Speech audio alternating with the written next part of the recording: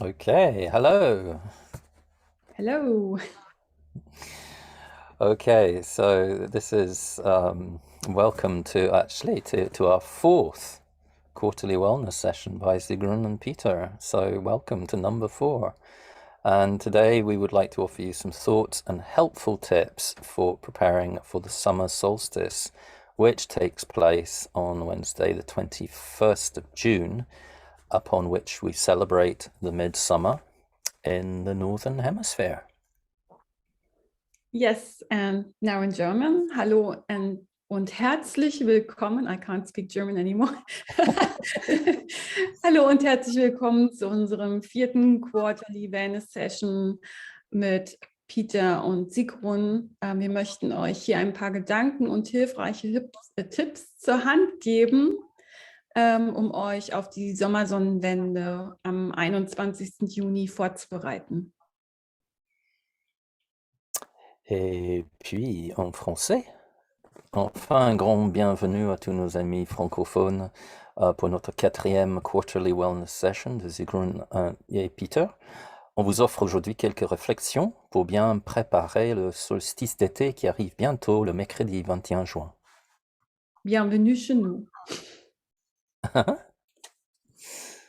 Okay, so over to you. Yeah, exactly. Yes, I'm Sigrun, also known as Ziggy, and I live in Berlin, Germany. And through my own healing path over many years, I'm on a soulful mission to help entrepreneurs to live healthier, increase their energy levels, and embrace spirituality, as well as helping highly sensitive women to dissolve stress with yoga and coaching and body work and energy healing. I work with a product partner called USANA, who is known as the cellular nutrition company. And my coaching and yoga lessons are currently in English. You will find yoga and your light body, yoga nidra, and in German you will find yoga for emotional balance, für emotionale Balance, and body alignment yoga, which is yoga for your back and your flexibility. So, and as well, yoga nidra in the morning, energy yoga and moon yoga. With much more to come, I'm very excited about this. Excellent. Yes, jetzt it's your turn.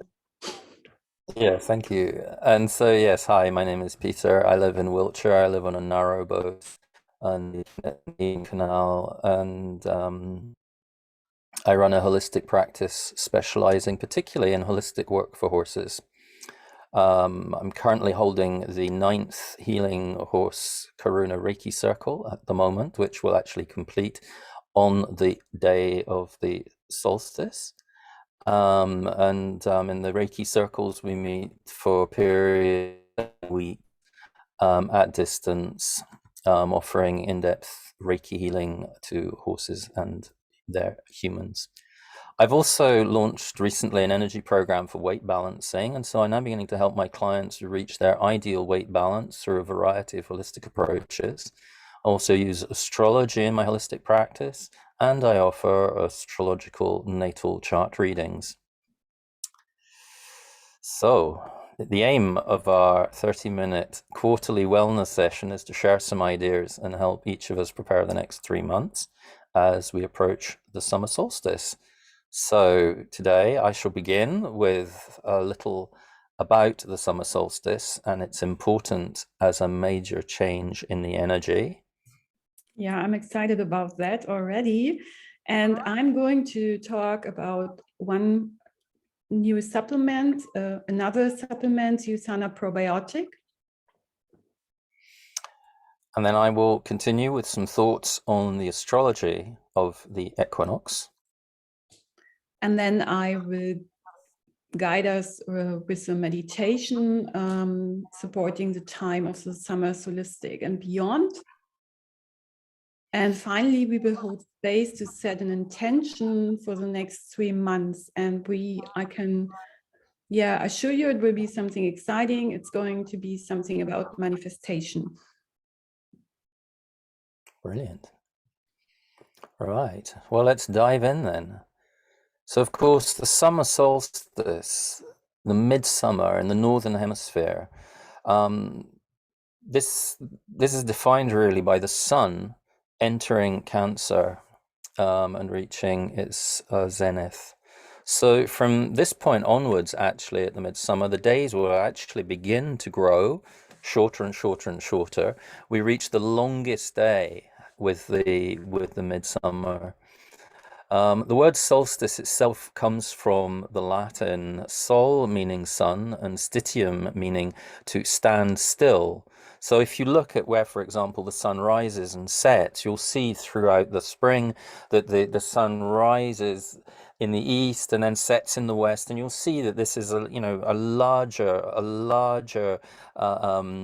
takes up a larger part of the horizon, and then gradually that space, as you see the sun moving along the horizon, gradually when we reach the solstice, the sun appears to stop, always rises at the same point, sets at the same point, and then those points will begin to contract.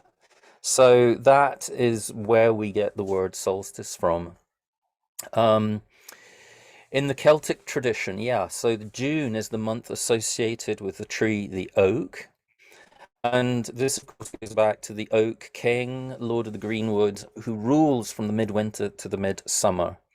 Midwinter, he goes into battle with the Holly King for the favor of the goddess. So we're into this mythological battle now between the Holly and the Oak. The Oak King slays the Holly King, who goes to rest in Caer Arianrhod, and they do battle again at the midsummer. So the Oak King and the Holly King are these mortal enemies, and we have this sort of mythic battle between Oak and Holly running through the year. Um, Themes that run through these battles. I mean, first is, of course, this sort of, the holly is an evergreen tree and the oak deciduous. So you have the sort of, the shedding of the leaves, and this great ancient battle. The second is the sacrificial mating and death and resurrection in each season. So at Beltane, for example, this is the peak of the Oak King's power. And it's here that the Oak King mates with the Great Mother, dies in her embrace, and is then resurrected. And so we have this enactment of resurrection in natural fertility theme of the season, which is not uncommon in other mythologies. So we have Osiris in the Egyptian mythologies, Dionysus, and we have Jesus amongst gods who die and then resurrected. So there is this huge mythological aspect to this season.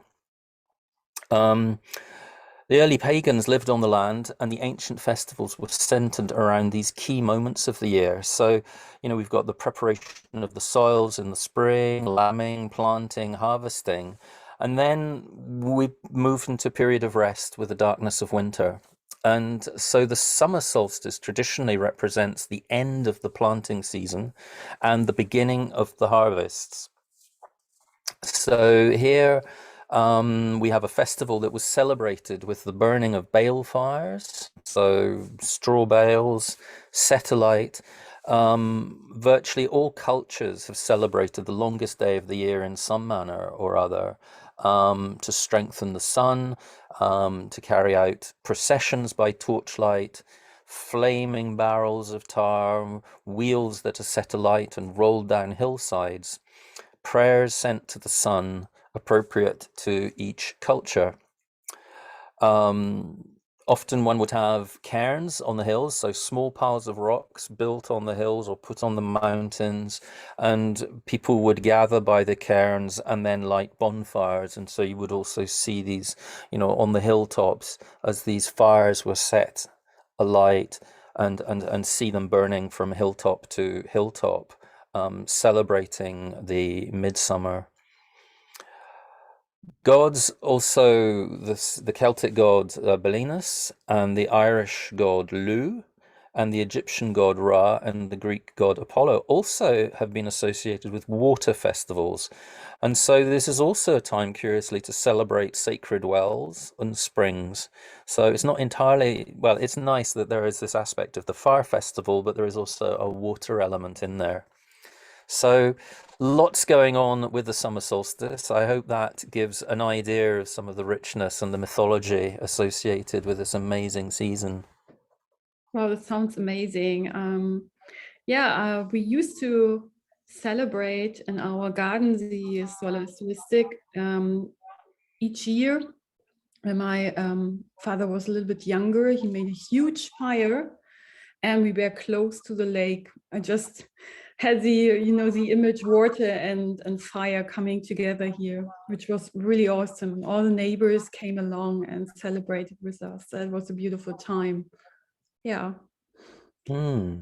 Well, we'll return to that when we talk about the astrology. We'll return to that idea of fire and water because that's going to come into the chart reading. Oh, interesting. I'm looking forward. So for now, we come to a completely different topic, but it's related still because we are going to talk about the probiotic. And the probiotic is supporting our gut. And the gut is a core of good health. And some say in the second brain, and some say intuition. So we closing the circle here because Peter and I, we are all about intuition and guided living and well-being. So that's a very good product to support that. So just explaining a little bit about it, everything you ingest must go through your digestive system to be broken down into the micro and macronutrients your cells need to function properly. Imbalance in the gut can disrupt this process and starting a vicious cycle that could bring discord to your health and your life. So these probiotics can help maintain healthy harmony by bringing balance to your belly. Coming back to what I said at the beginning, this means if your gut is working properly, your gut feeling, your intuition is supporting you better. So meaning that the ideal environment in your gut keeps things running smoothly. So USANA probiotic promote good digestion and nutrition absorption, maintaining digestive comfort and regularity, supporting health immunity. So there is a reliable dose of beneficial bacteria every time in these probiotics. They come in these little sticks and they dry refrigerated. So they are really useful if you travel or you're working around. Couple of years ago, probiotics were only available in things which you had to put in your fridge, like like all these things, and that makes it very handy, especially when it's warm outside, like it is here on the northern hemisphere right now, to take them along wherever you go. So they are sugar-free, gluten-free, and dairy-free powders. So your body functions are fueled by the food you eat. So maintaining digestive health is an important factor in getting the nutrition you need, because your digestive system is responsible for breaking down and absorbing all the nutrition from food and supplements you consume. So what it means is you can eat healthy, but you can support your healthy diet with these so that you even get the nutrition out of your healthy food. It's very promising. And so what else? Why are the bacteria serve many purposes in the digestion and metabolism process? They include supporting the activity of enzymes that break down fats, carbohydrates, proteins, vitamins, minerals, and polyphenols into usable forms, producing some nutritions. Bacteria in the gut make vitamin K, biotin, and more, helping to remove toxins and waste from the body through normal passages or through the colon. So that is also being supported. Just saying a little bit more why you need it. Your gut can be disrupted by the occasional stress, by poor diets and hydration, lack of rest, or change in sleep patterns, travel, and exposure to new microbiomes. So when you change your surroundings, the food will be different and the microbes change as well. So The normal aging process also impacts the stability of your gut, your microbiome. Older adults may have differences in their gut caused by change in their nutritional status and lifestyle. So come along, I will put in the link in the bio where you can buy them. You can get them in my shop and get 10% off. Over to you, Peter. Thank you. Yes. Just to echo, yes, I mean, the probiotics really important, and the health of our gut, the gastrointestinal tract, very, very important indeed. There are a lot of things that can disrupt that, and when we do disrupt the tract, then there are many, many, many health consequences, and people do tend to forget how important their bacteria, a healthy community, a healthy gut flora is. So, we think about our bodies, but we need to remember the little tiny, the bacteria, the bacterial flora, and keep that healthy as well. And when we keep them healthy, we are healthy or healthier. Exactly. Thank you. Right. Well, thank you. Yeah, no, that is really good. Really good. So, yes. Now we're going to zoom away into the astrology, and we were just talking previously about the fire and the water, and it's quite interesting, this chart. Again, I'm not going to discuss everything and everybody. I like to try and just take a theme, but if we look at the chart here, we have we'll post the chart down below in the comments. But we do have this very symmetrical chart with the nodal lunar axis, and then the north node of the moon is conjunct Uranus. And on either side, we have the sun and the moon. So the sun is, of course, at 0 degrees of Cancer, and the moon is at 3 degrees of Aries. So we have the sun, fire, in Cancer, which is, of course, a water sign, and we have the moon, who rules Cancer, in Aries, in a very instinctual fire sign. So let's just look at this in a little bit more detail. So the sun in the 1st degree of Cancer. So here, the sun enters the sign ruled by the moon. As such, we have fire and water. Cancer is the most emotive of the signs, and also expresses the archetype of the mother. So on the one hand, there's this very powerful healing aspect to the sign of Cancer, also linked to the home. With the shadow, however, the shadow of Cancer, here, the shadow is really where we start to use the idea of the maternal relationship as a basis, or the pattern of mothering as a basis for all of our relationships. And so we really have to be very, very clear about this, how we represent the idea of the maternal. Our challenge in Cancer is thus to walk a tightrope between our sensitivity, the power of our emotions, and at the same time, Cancer can want to withdraw.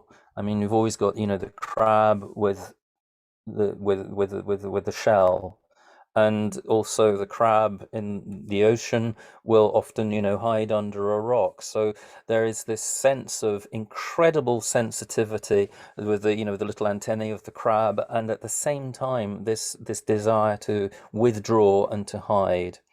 So there is a sense that Cancer, obviously works with the polarity in Capricorn, but there's also a need in terms of our own self-development to work with our Aries, ourselves, and in harmony with our sense of partnership in Libra. And it's getting that balance between the I, the me, the mine, and the partnership on the one hand, and then Cancer, our emotions, and then Capricorn, this idea of being kind of more solid, structured, Capricorn ruled by Saturn. So with the moon third quarter in Aries, I mean, this moon, it's a dynamic sort of warrior moon in a way. There's a very instinctual energy to a moon in Aries. Not necessarily combative, but it could be regarded more as a straight talking moon. It's a moon which says what it thinks. And so in terms of emotions, it can be a moment where people speak their mind, and a sort of sense, there's a sense of wanting to, get things done. So it can be also a little bit of an impatient moon.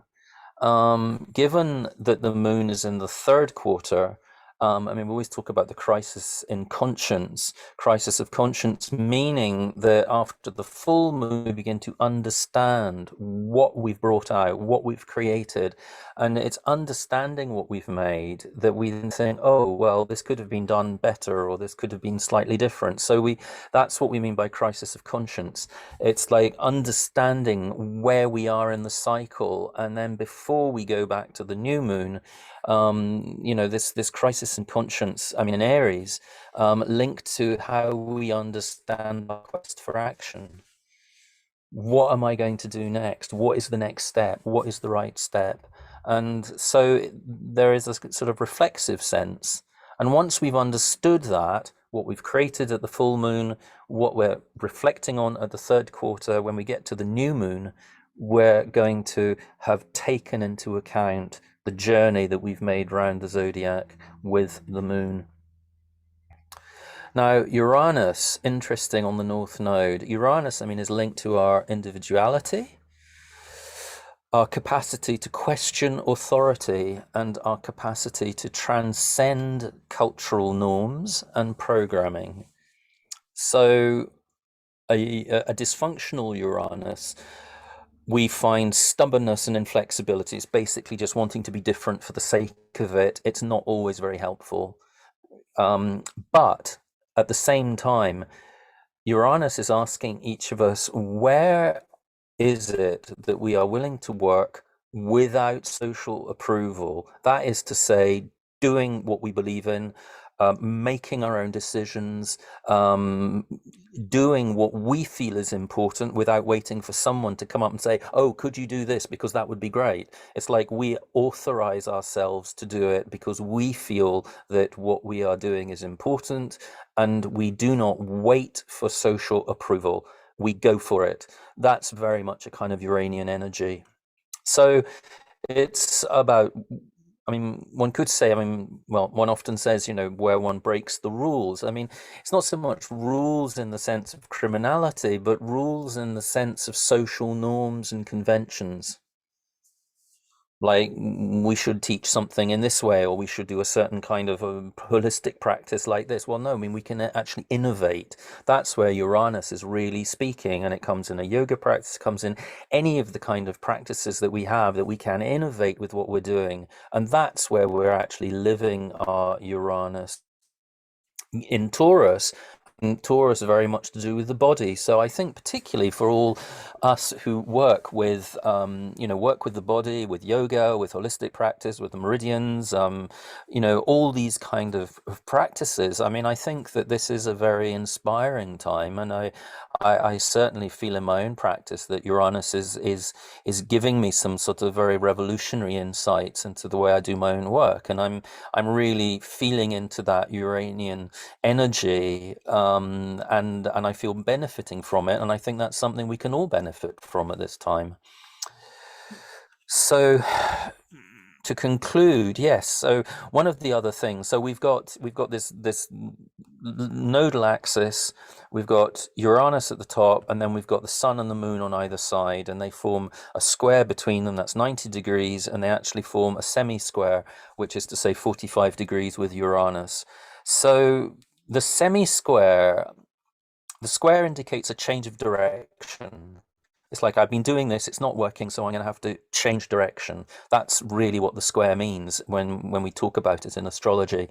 I've got to change the direction or change the way I'm doing something because there's something that needs changing. Semi-square is a more subtle tension that we can ignore, But if we take the trouble to try and understand what that relationship is, then we can actually learn some very, very interesting things. And I think for me, given the sun and moon, we've got this sort of masculine, feminine polarity sitting, almost like a little sort of hat over with Uranus in the middle. So I felt this is very much to do with,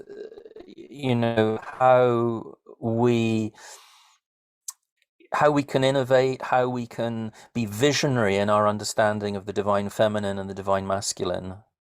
And I think that comes in very much with the asana which you recorded. You're talking about the divine feminine, divine masculine, working with that energy. I think that is really, really appropriate. So it's that balance between our inner feminine, inner masculine, and I think that really, how that works for each of us is something to explore. So, in I just said absolutely. Sorry, I didn't mean to interrupt. Yeah, no, okay, no. So just in conclusion then, so lots going on in the chart. Period of sensitivity and a period of emotion with the sun in Cancer. Uranus opening up some interesting perspectives. If we know how to balance our masculine and feminine energies. And so this could be a period of important shifts, always on the nodal axis. And we're thinking about how we're living our soul journey, where we're going to, very much the North Node. And given, the relationship of Taurus to the body and to, body practice, for those of us who are practitioners, who are working with bodies in different ways, as I said, through yoga, through holistic practice, there can be a very visionary sort of period. So, bringing all that together, I think this is a very creative period, and and may we all use that and really feed in. I think we need a lot of healing between the feminine and masculine energies at the moment, and so may the solstice be a festival where one can really feel into that, do fire ceremonies, light bonfires, and really celebrate the divine feminine, the divine masculine coming together in the longest day of the year. So, voila, that's my analysis of the situation. Yeah, that is perfect, which leads me right to our meditation for today. And Lovely. coming back to the theme, balancing the energy, feminine and masculine energies here, I brought a little meditation, which is looking, first of all, to our chakra system, which is, known from the Vedics for thousands of years. And we will do it in a different way, like some of you may know the colors of the chakra. We will not work with the colors today, but work through only with light. And then we will look at the Shushumna channel and the nadis. And the nadis are channels in our system along the chakras. And there is on the right side one line of nadis going up one channel, and on the left side. And on the right side, that's the one combined or connecting to the sun energy. And sun is in yoga representing the masculine energy. And the moon is on the left side, and that's representing the feminine energy. So now, long explained, we are going to start now. And for that, please take an upright position if you're not already having this. Be mindful that you put both feet on the ground or sit cross-legged on the ground, and then close your eyes and arrive in your seat. Then connect to your spine and rearrange your sit bones maybe, and look that your spine is reaching out long in both directions, meaning down through the tailbone and up through your crown. And then we take a deep inhale through the nose and a deep exhale through the mouth. Doing that together now. Inhale And exhale, release. And now with your eyes closed, see, sense, feel, or just know that on your table down, there's open a ball of light, which it's the first chakra, and just see, sense, see or notice that's corresponding with the beautiful light energy and opening up and becoming bigger and bigger and filling your body, your energetic body, and your aura. With the next inhale, we move up to the second chakra.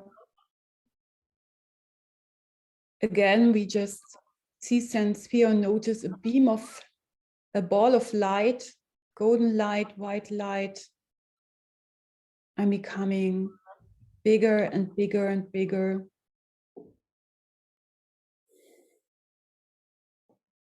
And filling your entire body, your energetic body, and your aura.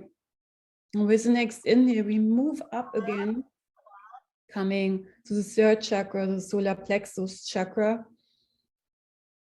And again, this ball of light is becoming bigger and bigger and bigger, filling your entire body, your energetic body, and your aura.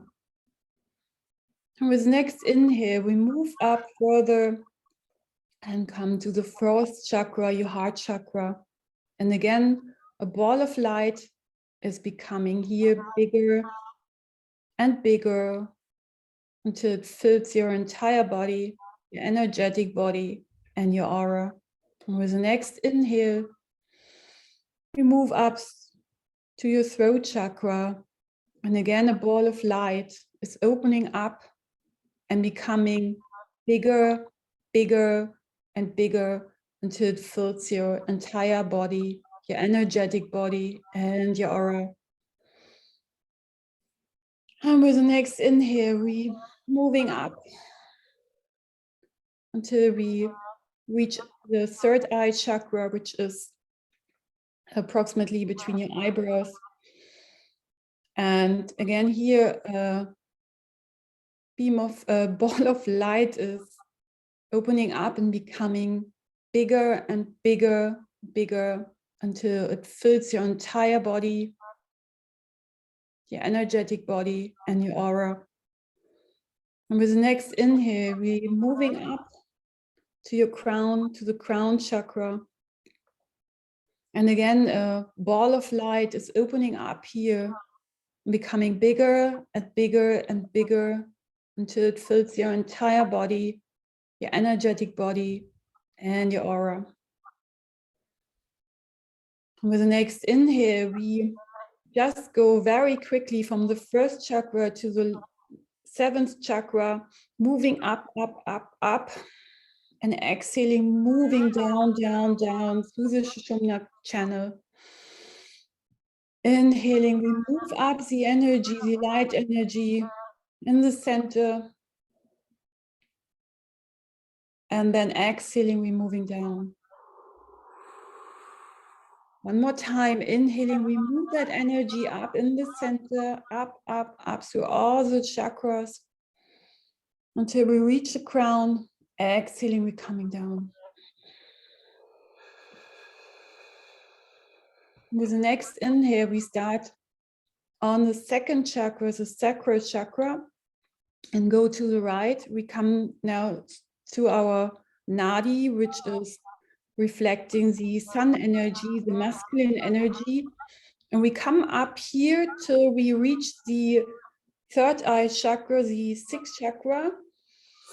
And then from here, we lift up on the other side, on the left side, to our seventh chakra. And then from here, we go down from the seventh on the right and come in the sixth chakra and go down on the left, down, down, down. That's the feminine energy. the Sushumna on the other side, and coming down to our first chakra. We do that 2 more times. We start at our sacral chakra, the second chakra, on the side, on the right side, lifting up, up, up, up, inhaling, inhaling, inhaling up until we reach the third eye chakra. From there, we switch to the left side and moving further up to our crown. And then from here, from the 7th chakra, we move down again on the right until we reach the eyebrow chakra again, and then we back to the left and coming down, down, down, down, down until we are in our second chakra, in our first chakra, sorry. And one more time, we start on our second chakra, the sacral chakra. I start the nadi on the right side, inhaling, moving up, up, up, up, up until we reach the eyebrow chakra. From there, we switch to the left and moving up here to the 7th chakra, and then exhaling, we moving from the 7th to the eyebrow chakra, the 6th chakra down, and then on the left, down, down, down, down, down until we reach the first chakra, exhaling here. And now we have flushed our entire body everywhere with light energy, and we want to take that further, and we create, just no sense, feel or imagine that you created a really big light bubble around your body. And this beautiful light bubble you can fill now with your wishes and your dreams and your goals, and whatever you want you can place now, visualize, or just write the word in your light bubble what you're hoping and dreaming for. However, be mindful that your dreams and your wishes not address certain people, not manipulate certain people, because this comes always back to you in a way you don't want to, but rather be more open with your wish and your goals. You can, of course, do some material things which you need or want in your life, place them here. You can place feelings, you can place experiences, whatever it is. We take a couple of seconds here. You can always come back and repeat that meditation. Let the breath flow naturally.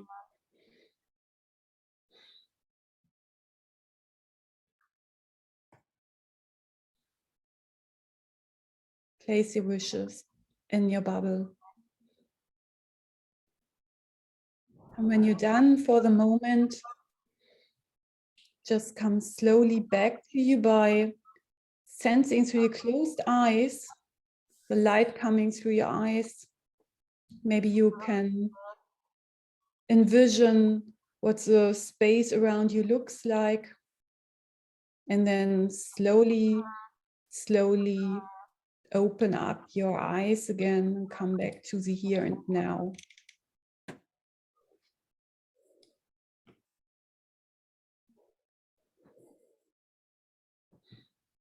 Welcome back.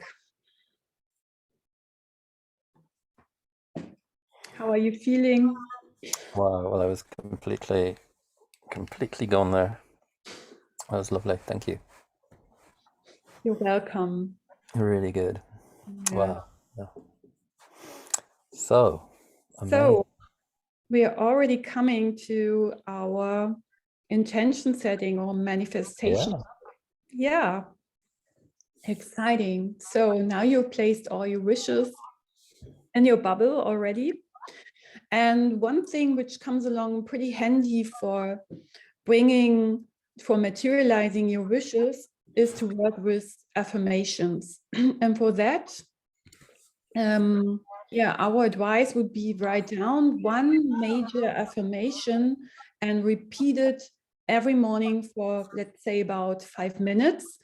And imagine, yes, that you already experience it. Include your feelings, and do that for 5 minutes as well. For some people it works, you can do that 5 minutes just affirming and 5 minutes just visualizing, like in a meditative state.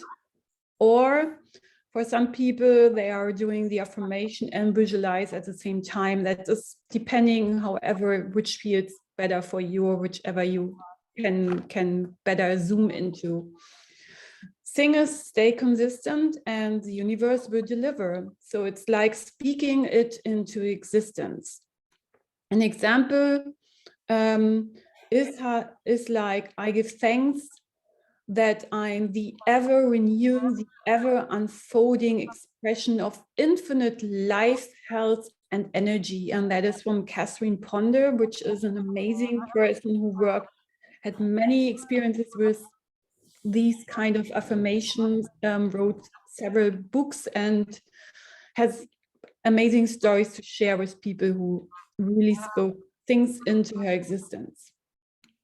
Yeah, so that's it for the manifestation part. Yeah. Well, it's yeah, and I think it is really important to speak things into existence.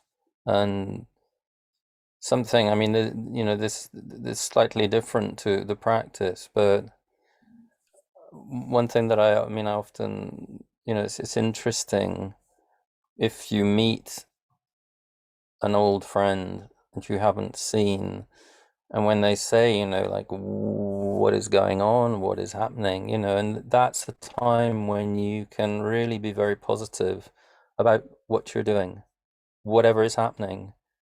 And things, are maybe in all different sorts of states of becoming. And there are things that have started that are only just beginning. And there are many things. But if we can take that time and actually transform that conversation into almost like not a brainstorming, but a celebration of all that is working and that Yeah. is coming through.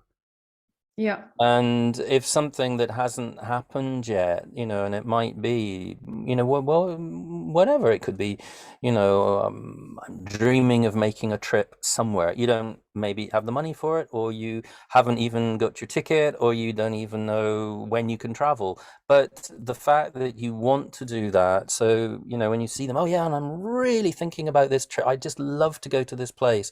And whether or not, as I say, it's whether it's a thing, the fact that you are having that really positive, affirmative discussion and bringing it in, and that other person might say, oh wow, yeah, I'd love to go to that place too, or I went there once, it was absolutely amazing. So you're in a kind of celebration of possibility.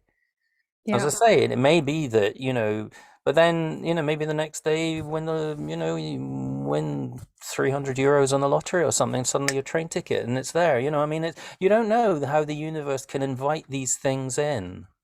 Yeah. And I really believe in that, speaking things and using every occasion, to bring a little bit more of that, what we're manifesting.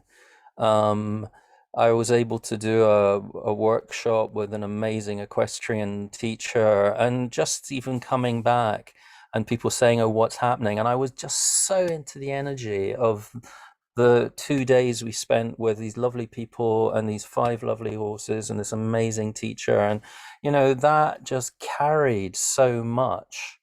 And so I've even managed to manifest another visit there. So, So and great. I mean, Yeah. and I mean, I never expected that, but at the same time, it just felt so right. And there have been, all kinds of things like that. And so I really encourage everyone. There's so much going on at the moment, but if we can focus on what we are bringing in, and the P's, when they talk, they always talk about this, about getting it into our frequency and holding that frequency. And even if everything, it sounds such a tiny little possibility, it is still possible, because oak trees grow from tiny acorns. We all know that, so that goes back to the theme of the Oak King. So yeah, Yeah, Great oak trees grow from tiny acorns. It is so true. And many great journeys and many great discoveries and things come from a chance conversation which suddenly clicks and absolutely. something happens. Yeah, So here couldn't is to agree more. So great. brilliant. Thank you for sharing this. You're Yeah, welcome. Well, thank you for the I can manifestation tip. feel your energy very high going up. You're right in the creation mode. Yeah, no, well, definitely. And yeah, yeah, absolutely. So, dear friends, this is where we come to the end of our fourth quarterly wellness. So, just before we end, we want to remind you that in the comments below, you will find some additional materials. I will be putting a simplified astrology chart for the summer solstice of the 21st of June, 2022. And Yeah, I'm going to provide asana video. I will put the link below, and it's about the goddess pose. We were talking about the importance earlier, and that's, yeah, it just felt like the right thing to do. And the goddess is really supporting you to do your thing, no matter what. excellent. Absolutely. And I will be putting a link to the 10th Healing Horse Karuna Reiki Circle. So celebrating number 10, which is absolutely amazing. And that begins at Lunasa, which is the first harvest festival. So in fact, we'll be starting on the 31st of July. Lunasa is usually it's either the evening of the 31st or the 1st of August. So we will be starting on the 31st of July, and that runs for 7 weeks. That's a distance Reiki healing circle, and the link will be included. Yeah, brilliant. And I will also put in a link where you can find to purchase the supplement, and a link to my website where you can book in yourself for yoga. And yeah, the probiotics, exactly the supplements, and an article about the probiotics. Yes, I think that's it, what I'm going to provide. Yeah, I give it over to you. Yeah, great. Okay. Well, thank you everyone so much for watching our video, and we hope that this information is helpful to you in preparing the midsummer and the midsummer solstice. So if you've enjoyed the video, please do leave a comment. We'd love to hear from you. And we wish you a wonderful summer solstice, and then look forward to seeing you all again at the autumn equinox for our 5th quarterly wellness session. So for me, goodbye, au revoir, and Yes, goodbye and auf Wiedersehen.